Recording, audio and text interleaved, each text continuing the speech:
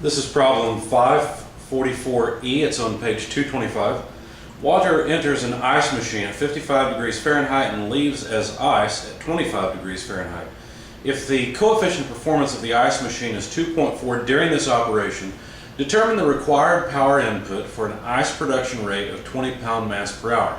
Note that 169 BTUs of energy needs to be removed from each pound of water at 55 degrees to turn it into ice at 25 degrees Fahrenheit.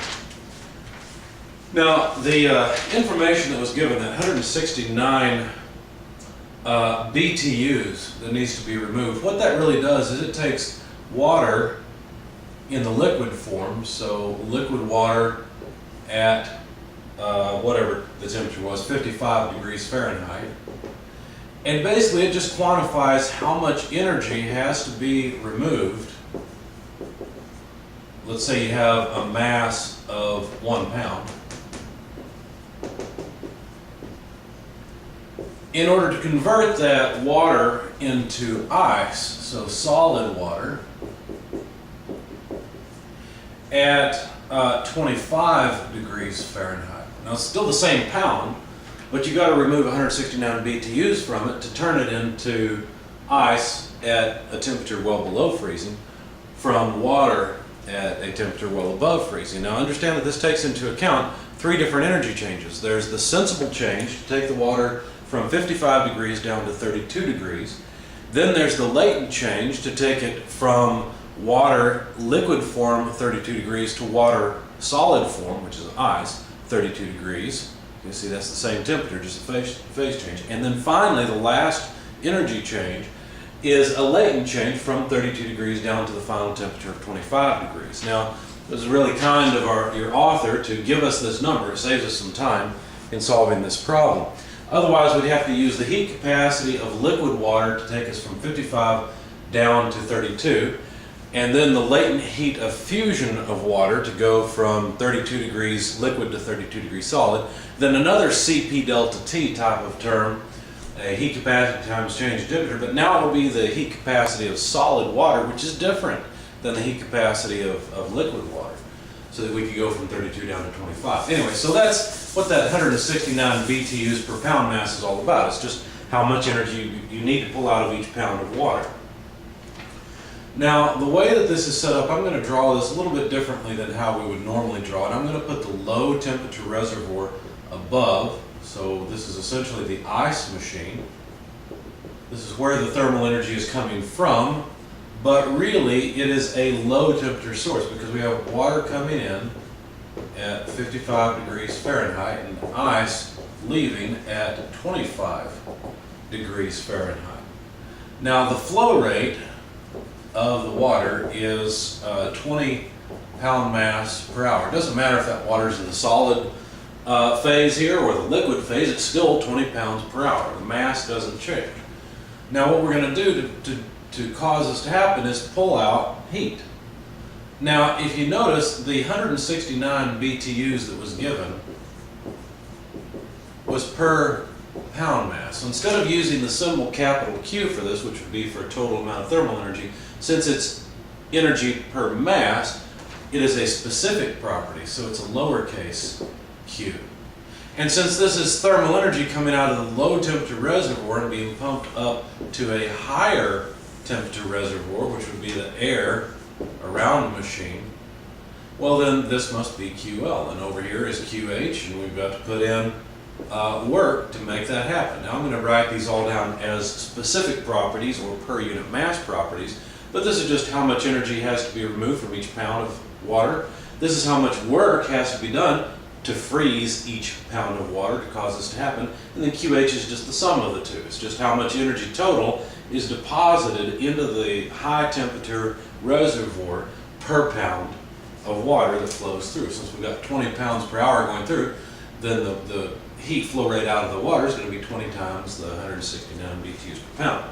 Now, one more thing, the coefficient of performance of the refrigerator was given. It was 2.4. And let's see, I think that's all the data we have and that we need. Now the question is, what's the power input? Now power input is different than specific work. You can't just write that down. That's not true. What you have to write is the mass flow rate multiplied by the work per unit mass. So in other words, what we're saying here is we've got a mass flow rate of so many pounds per hour of water going through this system. Each of those pounds requires a certain amount of mass to turn it from water. I don't think I said that right. Each pound of mass requires a certain amount of work to turn it from 55 degrees liquid to 25 degrees solid. So if we knew the specific work, we'd be done with this. Another way of writing this is that the heat flow rate from the low temperature reservoir is the mass flow rate of the water going through it times the amount of heat we extract from each. Now both of these are true, but this is probably the equation that makes the most sense to go with. This one's true, but why talk about the amount of work per unit of water going through the system? This one just intuitively makes more sense. So let's just use it. So the mass flow rate, 20 pound mass per hour multiplied by QL, 169 BTUs per pound mass. The pound mass go away. And so the total heat flow rate coming out of the water is 3,380 BTUs per hour. So there's the heat flow rate that is analogous to this. It's in the same place. It's just this is the amount per pound, and this is the amount of energy per time. So both flows would be represented there coming out of the water.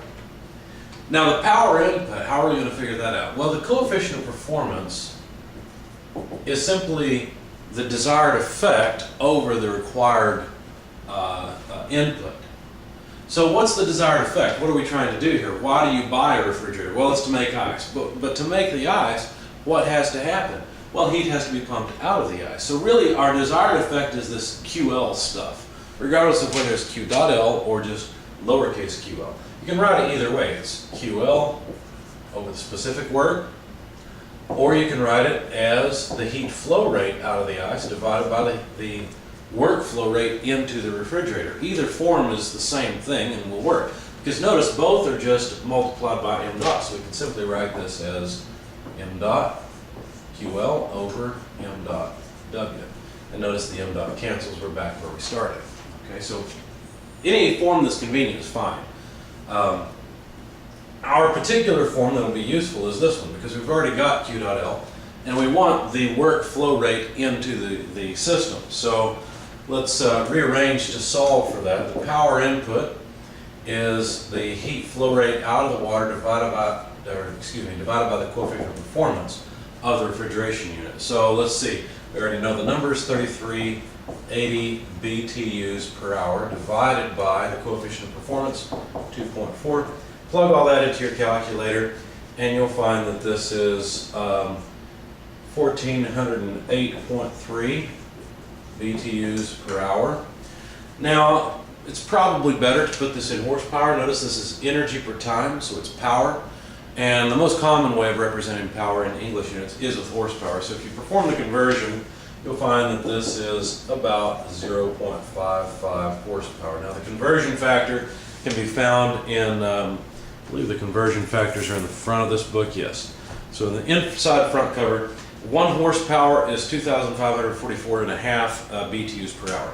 So that's the conversion factor I use to go from here to here. But basically, a little over half a horsepower is the amount of power that will be required to make this happen. Now, of course, if we're using a motor to drive a compressor, and this coefficient of performance does not take into account the inefficiency in the motor, then we'll have to buy a little bit more electricity than this. In other words, we'll have to buy more electrical power than this, because some of that electrical power is going to be converted into thermal energy in the motor, and not all of it will come out as shaft work.